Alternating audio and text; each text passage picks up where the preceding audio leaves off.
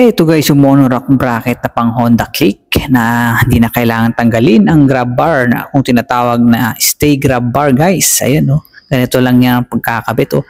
At kapag bumili ka pala guys, may kasama na siyang mga tornilyo. Ayan na mas mahaba. Okay? At saka washer. Ganito lang ang pagkabit guys. Kabit natin o.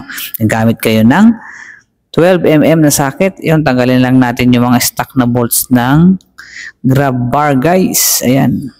Tatanggalin lang ha, pero yung grab bar, stay grab lang siya. Okay? Yan, ganyan lang ang pagtanggal guys, gamit ng 12mm. So yan, natanggalan natin. So itabi na lang muna natin itong stock na bolt. So yan, ilagay na natin. Ipatong lang natin guys.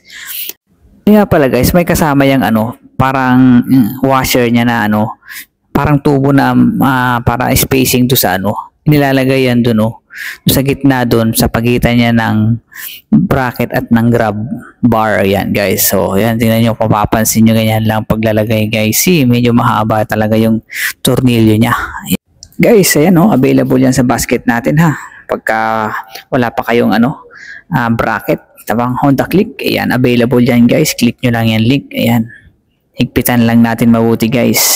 Okay.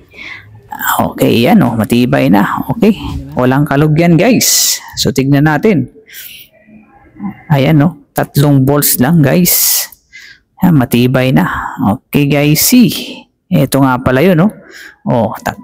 Tapos guys, ayan, dito nyo ilalagay yung pinaka washer na mahaba parang pinaka-stand niya sa pagitan para hindi sumabit doon sa may grab bar guys. Ayan di ba?